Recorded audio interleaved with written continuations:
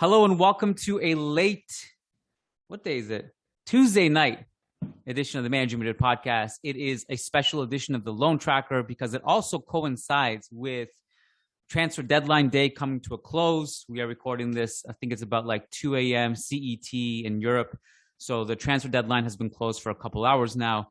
And we're also recording this in front of a bunch of lovely patrons who have last minute impromptu joined us on a Zoom call. We sent out a link about an hour ago, and it's pretty funny because like you never know, you just kind of send this out and you think it just goes into like cyberspace. You don't know who picks it up, and then a couple minutes before the podcast starts, there's like a couple people in the waiting room, and then all of a sudden, right at 8 p.m. Eastern, like 40 people log on and they're ready to go. So thank you for joining us on such short notice. And also, if you're here live on the podcast with us, just know that there is more to this. So Grant and Om are going to be actually right now. They are recording the post-game show for the Real Madrid Femenino Manchester City Champions League game, and that will go up as part 2 of this podcast. So stick around for that, or go back and listen to this podcast and listen to that part on the Patreon RSS feed. So enough blabbering from me. I'm your host, Kiyan Sabani, if you haven't figured out by now, and I'm joined by the great Matt Wiltsey.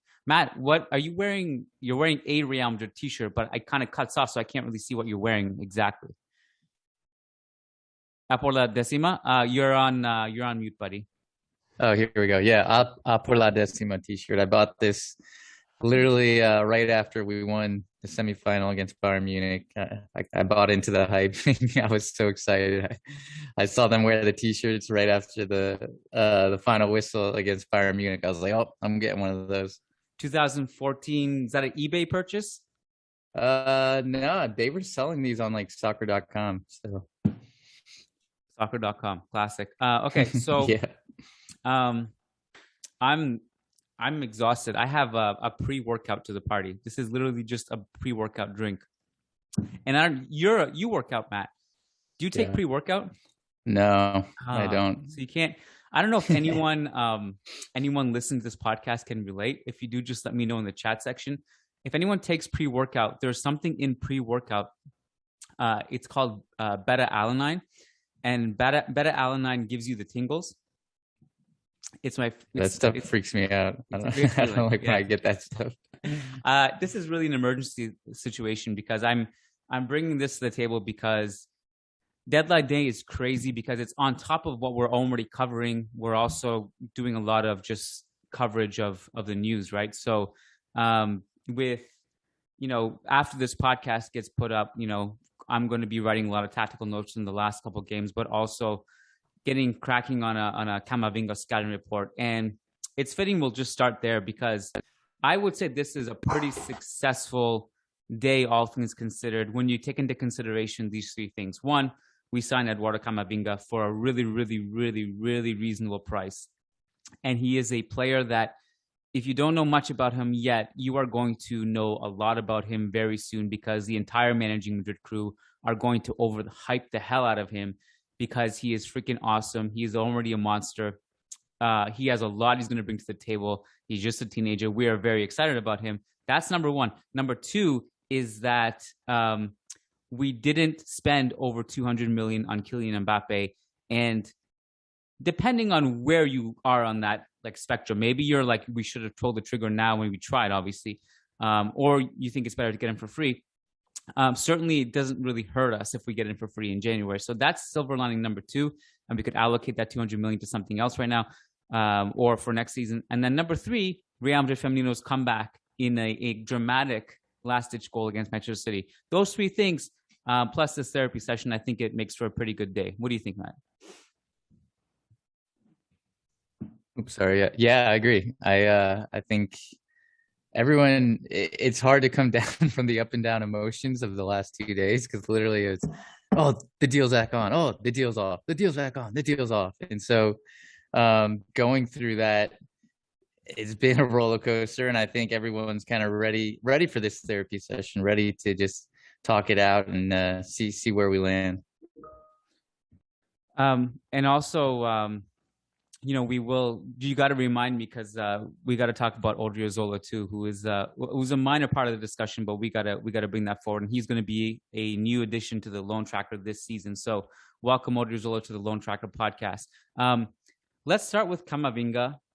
I'd be curious to know what your thoughts are on this. I mean, in a lot of ways, this came out of left field last night when Fabrizio Romano reported it. We've been linked with him for a long time. He is a tremendous young player who I think is actually, it's not just that he's good at very certain things like dribbling, like defensive awareness and reading of the game, being able to put in a really strong challenge. He's almost like, especially for his age, it's really impressive because he's basically like a Furlan Mendy of a midfield slot, where if you size him up, you try to go past him, it's very rare that you're gonna be able to beat him.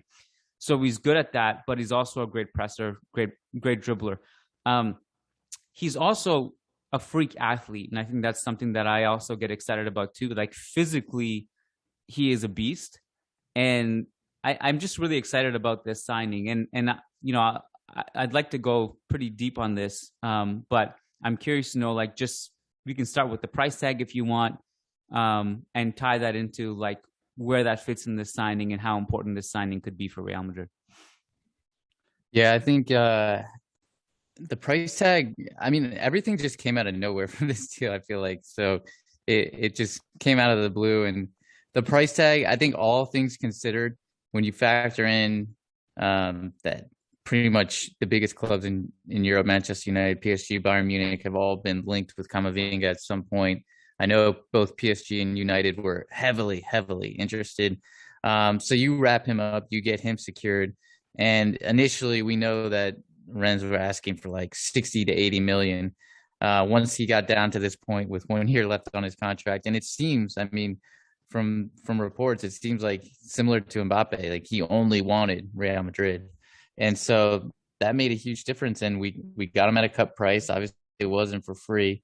But it's a market opportunity, and that's something Real Madrid has seized upon in recent years, aka Alaba, Thibaut Courtois, and so I think it was a no-brainer. And I kind of love the fact that it was a player that PSG was going after, just because we can get it in there. We stole one of their players. Like every little dagger shot we can take, I'm good with it, because I won't lie, there's bitterness there.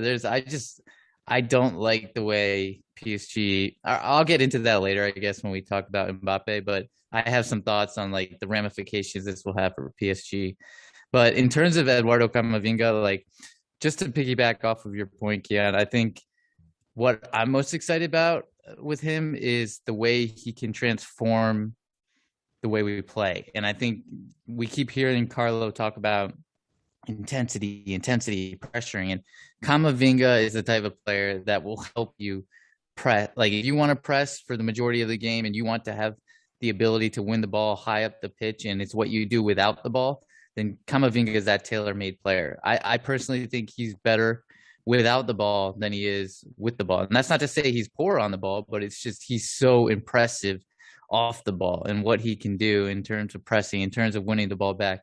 And I think it's going to be interesting from that perspective, because I think he's actually closer in player type to Fede Valverde than to any other midfielder in the squad. And so if you think about having like a similar player to Fede Valverde out there, just two athletic beasts who will hound the opposition, like that kind of gets exciting. Yeah, and I thought about that a lot, and I also thought about, like, while it is really super exciting to have both Fede and Camavinga in the same team, and certainly lessens the pain of losing Odegaard, I also did think about like how Fede and Camavinga might coexist, but that might be a quote unquote problem for a little bit further into the future. That's not going to be an immediate thing. That's not going to be an immediate pairing, bar certain games where Modric and Kroos can't play, possibly even in the next couple of weeks, we'll see. But I do think it's interesting to see how those two would fit together because of their similar profile. And now the thing is, like, I struggled also. One of the things I said on Twitter was that I think, like, in the post Modric era, Camavinga is someone that can really help you. in a lot of ways with your ball progression and just the way he moves off the ball, just the way he's able to carry the ball up the field and all that stuff. But also, it should be noted, not that anyone really questioned or brought it up, but like it should be noted that they're not similar players. It's just that like it's really hard to find, like direct replacements for people like Modric, for people like Kroos, like because they're such unique players. Some of the things that if you piece it together, you can piece together Modric's departure or Modric moving on, getting older, with Fede is able to cover the same ground as Modric. Camavinga is able to bring that defensive force on the right flank with his coverage, the way Modric did, covering for Carvajal during the three-peat. And Fede makes great off-ball runs into the half space the way Modric did. You're not going to get the next Modric in one player unless you get another unicorn, which is hard to get. But you can piece it together in different ways and through different profiles. But I do wonder, like, if you have Fede and Camavinga together, would you be able to have that incisive passing? And that's what I'm not entirely sure about. And that's where you miss an Odegaard or a Kroos, and you need somebody like that in the lineup. And certainly if you have a Casemiro, Fede, Camavinga trio, I mean, you might not leak a single goal. It's possible. But I also worry about our creativity on that aspect. And that's where you kind of figure out the pairing, right? I thought about that exact point as well. I was like, yeah, but then you don't, with Fede, let's say you have a Fede, Casemiro, Camavinga midfield, like there's not much creativity there. But then think about, let's fast forward even 12 months. Let's assume we sign Mbappe. Let's assume Vinicius continues to make this leap and is one of the first names on the team sheet alongside Mbappe. And then if we somehow sign Haaland on top of that, you're creating a team that is a very transition focused team, and a team that, as long as if they can win the ball like that, it's almost like a Klopp Liverpool midfield where they win the ball and then they immediately feed it forward to those three vertical attackers. And when you see it that way, it kind of makes sense. But I do agree, like there's going to be games where you have to, especially in La Liga, where you need that control, you need that creative passing, you need that freedom. So I do have concerns there. And I mean, we'll see. Maybe Camavinga and Fede are just going to have to battle it out for one spot. Well, and this is also where, when we're talking about Carlos pressing and how he's going to be pressing way more than Zidane did in his last 1 or 2 years at the club, Camavinga also fits that profile quite well. And so, to be able to integrate him at a young age and try to get the ball rolling with him, this is a great signing. I mean, I really don't think it should go on. We can't sweep this under the radar. I know, like, it kind of got overshadowed about the whole Mbappe saga, but Camavinga, I mean, we keep on talking about like the future post Modric and Kroos, and Camavinga is an incredible fit, incredible signing. I'm super excited about this one. There is also another thing that a lot of people feel like it seems like there's a misconception that he is a Casemiro backup. And I feel like we've labeled the Casemiro backup and we've attributed to other players before who aren't really that. Antonio Blanco has gotten that moniker. He's not a lone anchor. Who else? Fede Valverde has been given that in the past. We've seen people like throw in Kovacic's name in the past as somebody who could play that role, who could never really play that anchor role. And he's more of an interior or a double pivot kind of player, or a box-to-box midfielder. Camavinga is also in that mold. I mean, I don't know if he's necessarily going to struggle as a lone anchor, but I certainly wouldn't bank on him being the Casemiro backup, but rather a versatile player who can possibly play that role in the pickle, but I wouldn't put him there as like in the depth chart as like Casemiro and then Camavinga. I think he's gonna play across the midfield three, and but I am curious to know where you think he fits. Let's say if the starting midfield is still, if everyone's healthy, Casemiro, Modric, and Kroos, where do you see Camavinga being in the depth chart? Is it too early to slot him in right off the bench? What do you think? Yeah, I'm actually interested to see what his role will be. I don't think he's going to have that big of a role this year. But I see him purely as an interior. Like, I don't see him as that lone pivot at all. And I think one of the first things we can do is debunk that myth that he is a like for like Casemiro replacement, because he's not, and he's more of a pure box to box central midfielder. I think he could play in a double pivot, and he has done that in the past. And I think he could be molded to that position, but I don't think that's where he's at his best. I think he's at his best in the interior, like a number 8 central midfielder spot, and being able to just cover a lot of ground, press high up the pitch, and help the team kind of progress. Like, one of his biggest virtues is his progressive carries and his ability to move the team up the pitch. And that's similar to Fede Valverde. And I think I'm just going to continue to make that comp, because I think, like you said, they're not exactly the same, not at all, but they're, of all our central midfielders, they're the most similar. Well, there's also, just the fact that he's a line breaker is also important with the way, we've been trying to break down low blocks for so long. And even with Carlo in the first few games, when you look at the build-up phase of the team without Modric and Kroos, you see like it's on Isco to kind of go past a couple of players maybe to make something happen, and Camavinga can do that, right?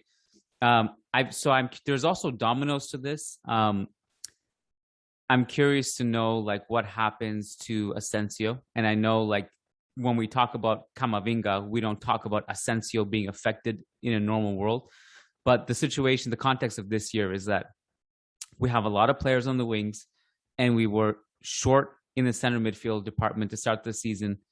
And for that reason, Asensio has been playing the center midfielder role. And now you have a situation where Camavinga clearly is just a better player at that position. And we have the wings that are pretty packed. How much do you think this affects somebody like Asensio? I think we'll see, but I think it majorly impacts Asensio. If the club truly want to invest in Camavinga and truly believe in him, like, they're going to give him a relevant role this season. And I feel like Carlo has been asking for this type of midfielder. Like, this is what he's looking for, and this is what he's been trying to get. The way Camavinga plays is how he wants his team to play. So I see it as a player who, although he's very young, obviously 18, I see it as a player that can slot in and come in and get relevant minutes. I don't know how big his role will be, but I think he'll get relevant minutes, and I think he will play a part this season.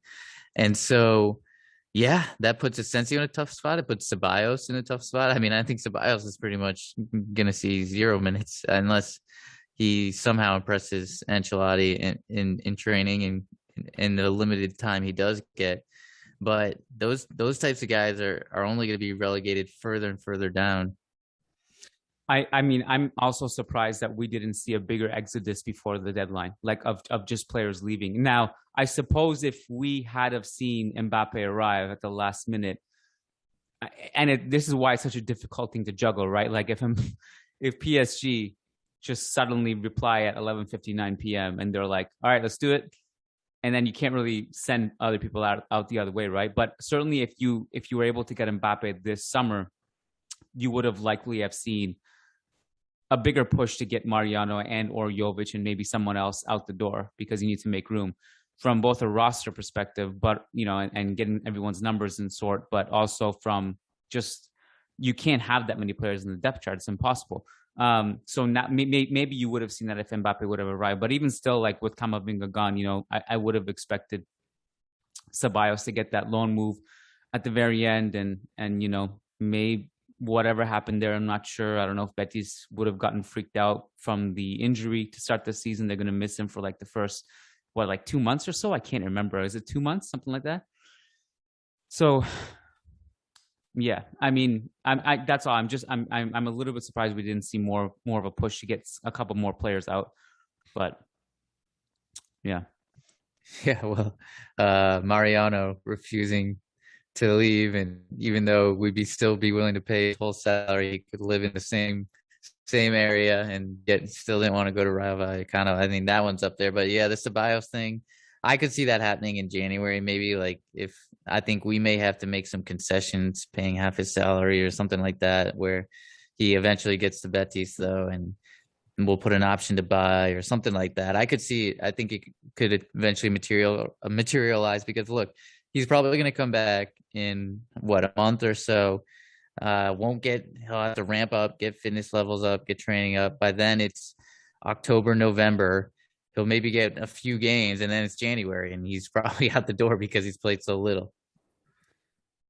Did we get everything we wanted to get across at this moment before moving on to Mbappe? Like regarding Camavinga, do we have anything else?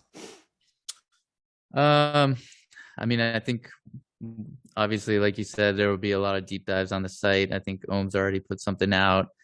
I don't know. I guess were you really surprised when this all came about? I was surprised.